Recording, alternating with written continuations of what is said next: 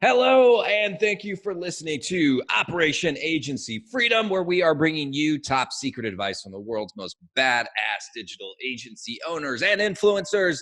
These amazing men and women are sharing their stories of how they have built 6, 7, and 8-figure digital agencies and how you can too. My name is Chris Martinez, CEO of Dude, where we help digital agencies by giving them the people and the processes so that they can take on more website and funnel projects and scale profitably. Today, I am joined by the legend from Down Under, Troy Dean from WP Elevation. How are you doing, sir? Welcome to the Hey, show.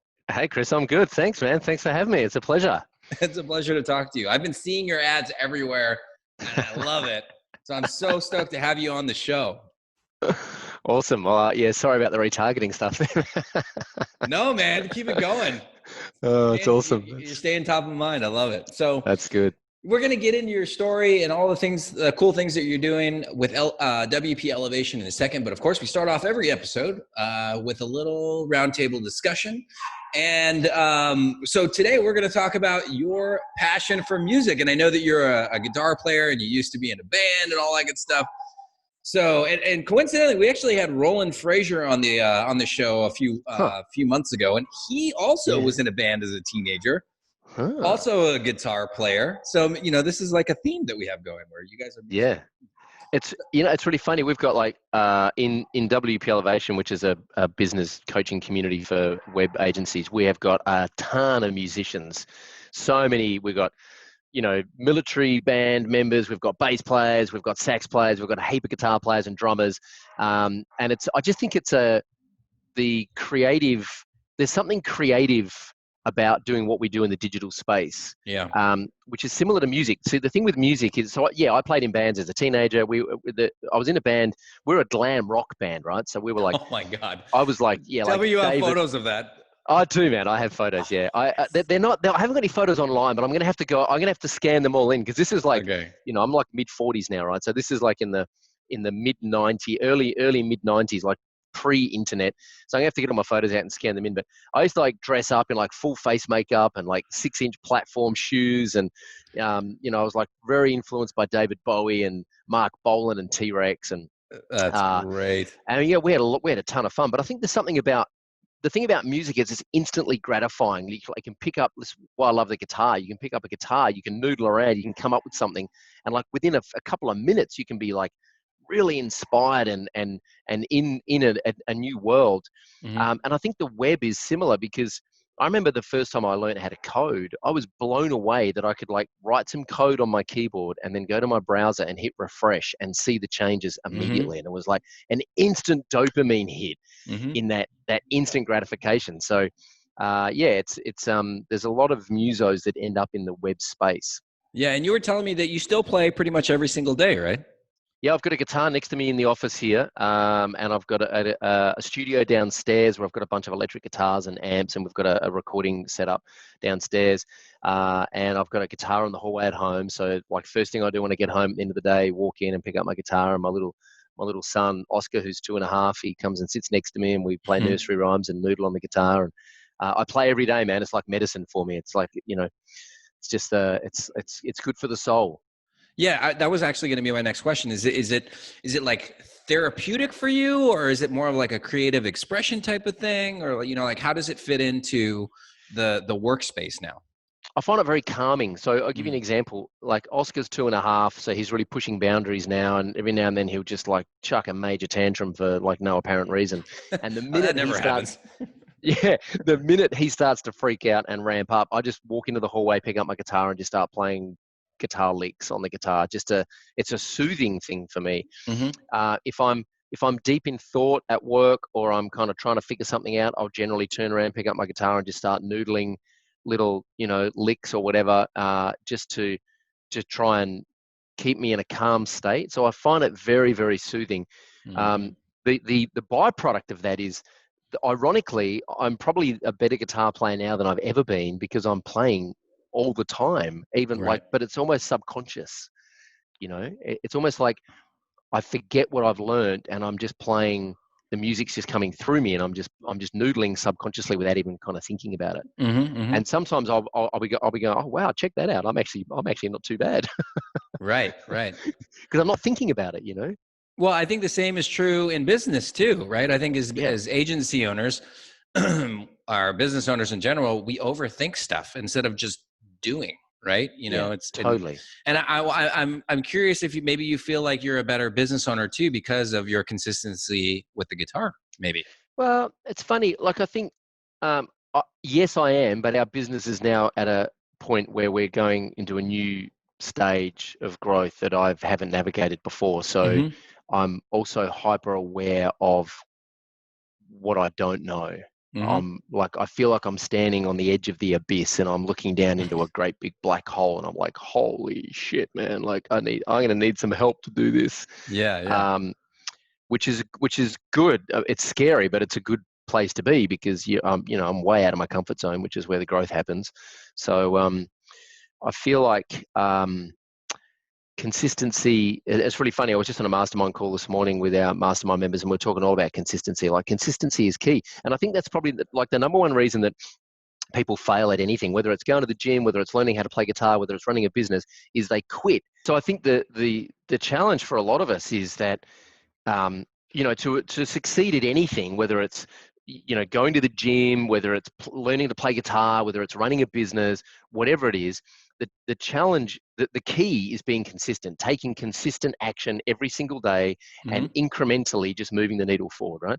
And I think Absolutely. what a lot of people want is they want the big hit straight away. They're like, right, I'm going to learn how to play guitar. And like 2 days later, they're like, oh man, my fingers hurt and I still can't play a chord. And so they quit. Yep. What? Because they want something new. They want that. They kind of want a big gratification or a big hit. And I think that's what is undoes a lot of people is that they give up because they just can't. They just get bored of the kind of the monotony of the consistency. But consistency is key to succeeding at anything in life, I think. Yeah, I agree with you 100%. It's actually something that I've been talking to all my staff about ad nauseum for like the past 6 months. But we're doing our quarterly meeting, which is like our annual kickoff in a couple weeks, and that's going to be the focus. It's just the consistency. And Yeah. like I always say, it's like we're not going to hit any home runs. We've gotten to this point where there's probably not a whole lot of those, like what I call them home runs. Like you flip the Yeah. switch and everything's different overnight. They just don't Yeah. exist anymore. It's Yeah. all about like we're going to hit a single every single Yeah. day, Yeah. Yeah. and we're going to That's right. move the guys around the bases, Yeah. and Yeah. eventually we're going to incrementally, like you were saying, it'll be a whole lot better, like and different Yeah. than what we look for. So That's perfect it. perfect segue into your story. So let's talk about WP Elevation and how did you get started in the agency world? You were talking about how you taught yourself how to code. Yeah. So that's probably the origin, but let's hear it. What's the story? So I was in my early 30s and I was pretty lost, to be honest. I was a musician. I was Mm-hmm. I was doing voiceovers. I didn't really have a lot of direction in my life. I was pretty lost. I'd been through some long-term relationships that had broken down, and I Mm-hmm. was really trying to figure out who I was. And I was kind of on a path that wasn't. I didn't like where things were going. And I started. Was there like a trigger? Like was there some event that happened in your life where you were like kind of shook you up and you were like, man, this is not what I was expecting? There's many. Okay. There's many, man. It was like, I mean, I was just in a bad way in my early 30s. I didn't have a lot of direction. I had a lot of time on my hands. I was partying too hard. Yep. Had too much time on my hands, and I was getting myself into trouble. Yep. And I would wake up, hungover, with no plan, and I was running out of money, and I was single, and I hadn't dealt with my shit. Like I was just, I look back at it now, and I realize I was in pain. I was in a Mm-hmm. lot of emotional and psychological pain because I hadn't dealt with my stuff. Yeah. And I mean, I'm not talking out of school here because I've been quite public with this story in the past, but I had a lot of therapy. I had a lot of help Oh, me. Same working out thing. my stuff, I just came from therapy right now. Yeah, right. Yeah. It's, man, seriously, I think therapy should be like mandatory for Mandatory. everyone, and it should Mm-hmm. be publicly funded. Like it's just like it's the best investment I ever made. Mm-hmm. And I worked out a lot of my stuff, and I reckon I was probably 33 before I kind of grew up and kind of Mm-hmm. started, what I realized is that the cavalry was not coming. No one was coming to save me from Mm-hmm. my pain. Like Right. my life was my responsibility, and my choices were my responsibility, and I was the only one that could turn things around. So um, I had a lot of anxiety, and I learned to manage my anxiety, and I still experience anxiety on a daily basis, and I think most people do. I've just kind of learned to manage it. I've learned to harness that energy, and I've learned to focus that energy, Mm-hmm. and I've kind of made friends with it, and kind of understand what it is now.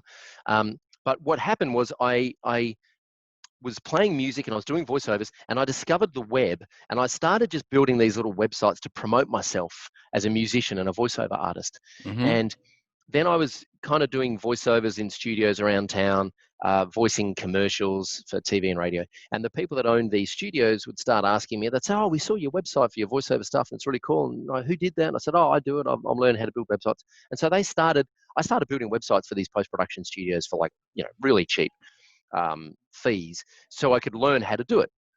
And that was kind of the beginning of my journey as a web designer. And then it gave me purpose, like realizing then I kind of discovered the whole world of internet marketing and entrepreneurship. And then I was like, this is now what I want to do with my life. And Mm-hmm.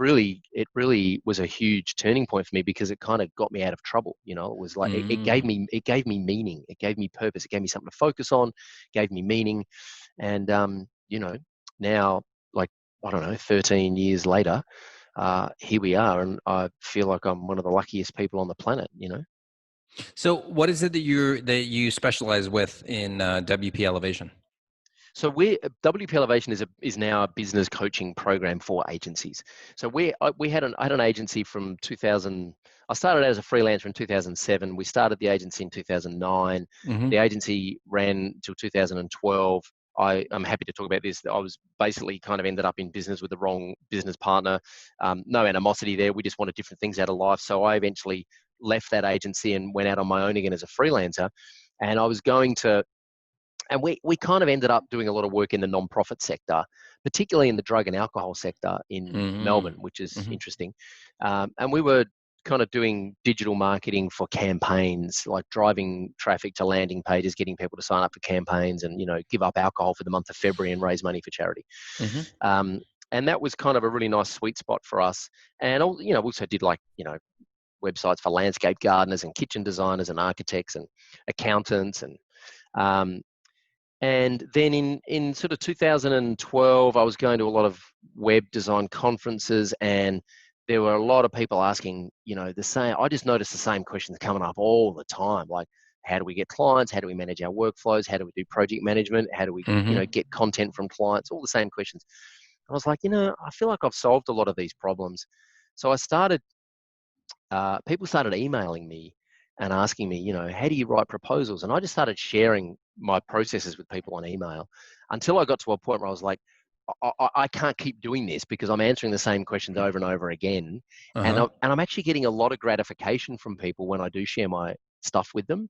And that was the pivot for me. It was like, I think I want to get into this coaching business, because I actually get huge gratification from agency owners and freelancers who come back to me and say, "Hey man, I tried that thing that you did and it worked, and thank you so much." And Yes. and for me, it was about impact. I was kind of getting gratification from lots of people, whereas clients, you sort of manage a handful of clients at a time. And Mm-hmm. so we gradually pivoted until 2013. We started the coaching business, and I think 2017, start of 2017, we launched our last client project, and we haven't done client services since then. But I've been fortunate to. I kind of feel like I'm still in the business, because I'm working with other agencies in their business every day, all Yeah. over the world. So I kind of get to see all the usual challenges and problems that they have. Well, like one of the things that I love is that, you've pretty much existed at the same state of almost every single agency owner that I've met, freelancer, started out, partner, no more partner, back to freelancer, reinvent yourself, find yourself a niche, technology changes, you have to reinvent Yeah. yourself again. Yeah. All that is super, super relatable, especially for me. Like I can Yeah. relate to pretty much everything that you talked about. Yeah. Do you think that some of the challenges that you saw way back in 2012 are they new challenges, or is it the same sorts of things that are consistently coming up? I think it's the same, man. I think there are two things. First of all, let's address the fact that growing a client services business is freaking hard Yeah. work, Oh, right? I say it's the hardest thing that you can do. It's one of the hardest things that you can It's do. it's hard, and I'll tell you why it's hard, because it's like you are married to every client, right? Hmm. Now, relationships are hard because and it all comes down to expectations. Relationships are hard because Hmm. I have an expectation of how my relationship feeds me and how I can contribute to my relationship. My Hmm. wife has her expectations about what the relationship means to her, and our child has his own expectations, and we have expectations of him. And if you're constantly wanting people to fall in line with your expectations, you are going to come up against resistance, because my plan for my life primarily involves me, right? And my wife's plan for her life primarily involves her. So with clients, it's like you're constantly managing your expectations and their expectations. And if you're managing 4 or 5 or 6 or 10 or 12 clients at a time, it's really stressful because you're constantly just trying to get everyone in alignment.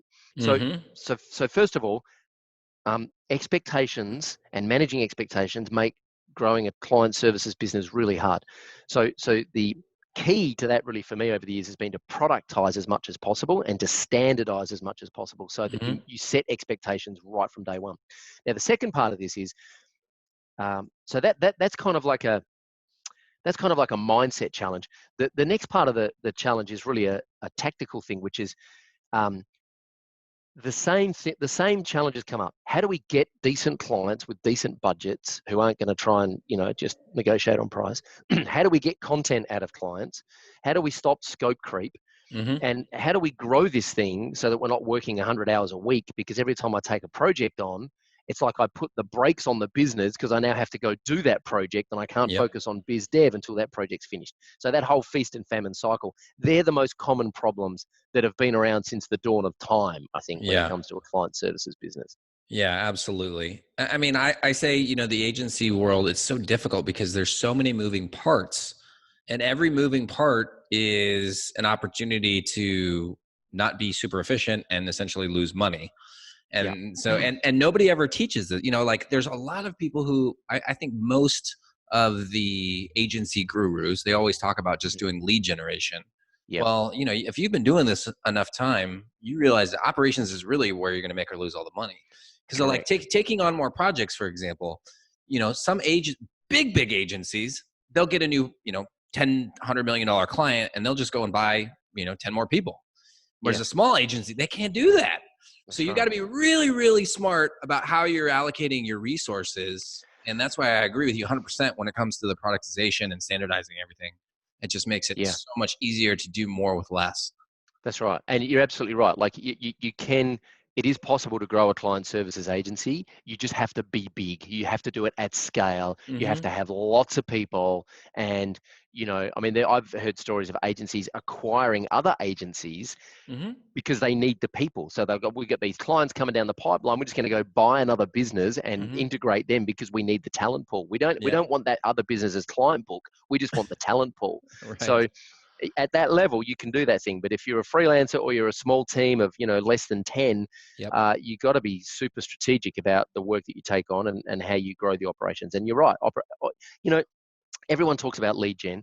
We don't talk a hell of a lot about lead gen in our marketing because I don't think lead gen is the answer. Like leads are not the problem, Mm-hmm. right? You can get tons of leads any day of the week. Getting the right leads that fit your business strategic plan and that are going to help you get your business to where you want to go, and getting projects that are profitable and making sure that your business runs at a profit. That's really the key. I've worked with so many people over the last 6.5 years as I've been coaching, and I reckon maybe 5% of the people that I work with actually know whether or not they're profitable, right? Most people Right.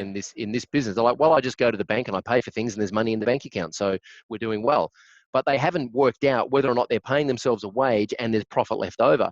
Yep. No one has that conversation because it's an awkward conversation to have, and it takes a lot of mental bandwidth and work to actually figure this stuff out and get these structures and systems in place. But I actually think it's the most important conversation you can have with a client is whether or not they're profitable. Because if they're not profitable, then they haven't got a business. They've just given themselves a job. Yes, 100%. 100%.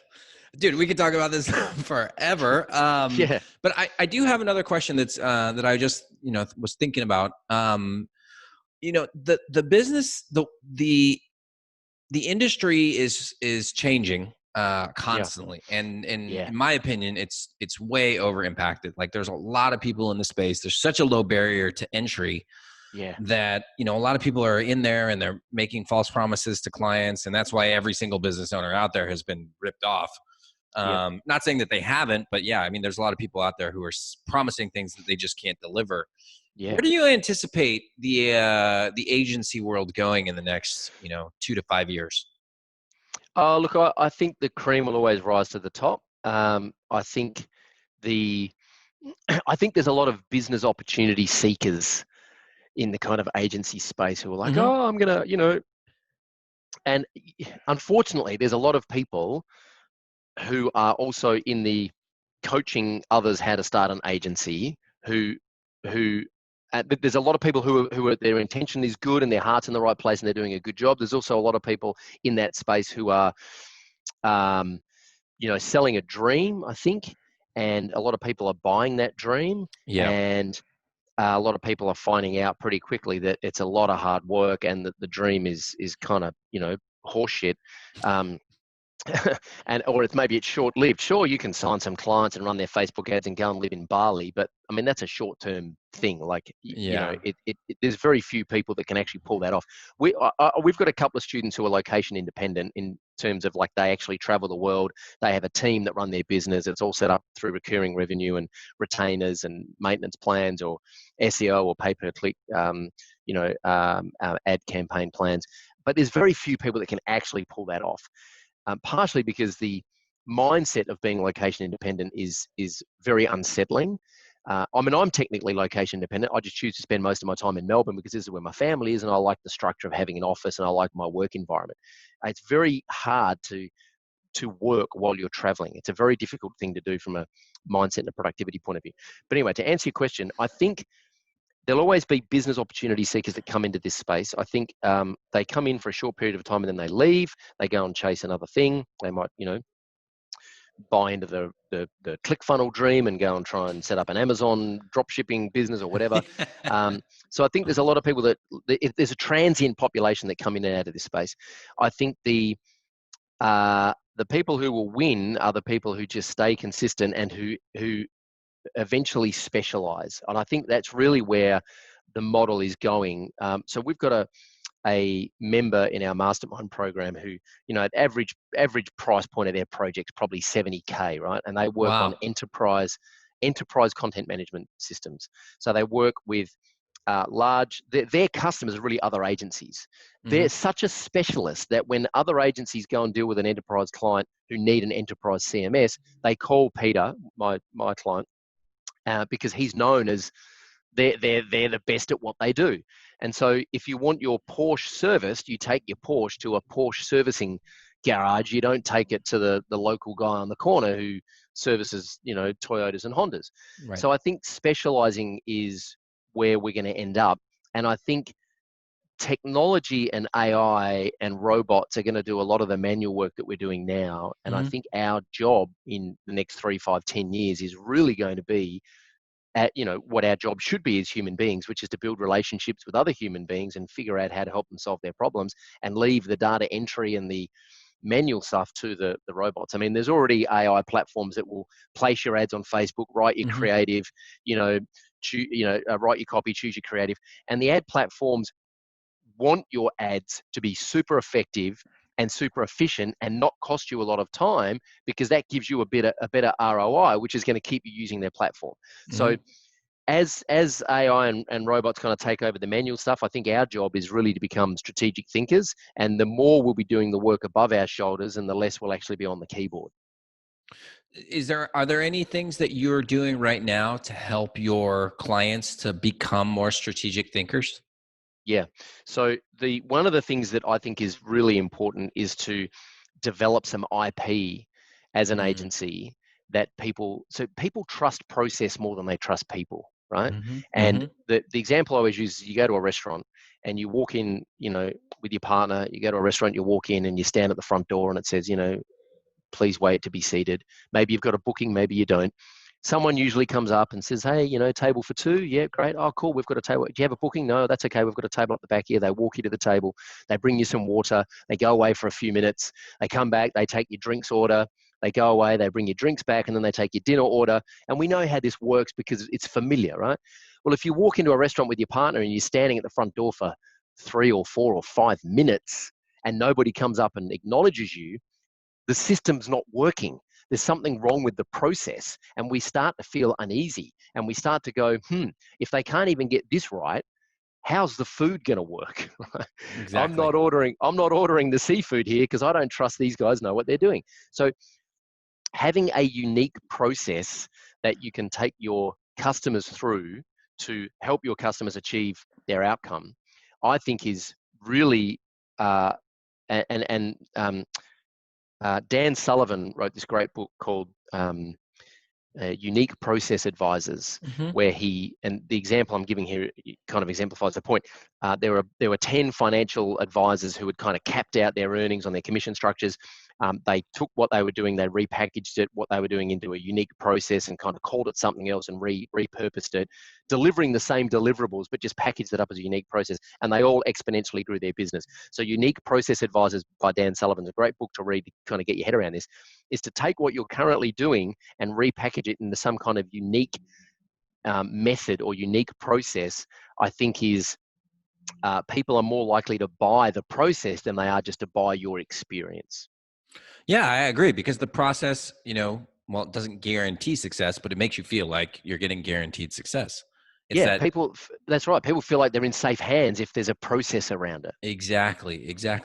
That's why, like, I tell all of our clients, like, you have to have some, I would call it a signature system. What's your signature system? What's your Yeah, 3 or 4 step process that you're using to yep, take a client from point A to point B? And it can be oversimplified, right? It doesn't have to have every single little bullet point, but we that's right. just got to see, like, what's the map? Like, where am I starting out and where am I going? And then how am I going to Yeah, get to where I want to be?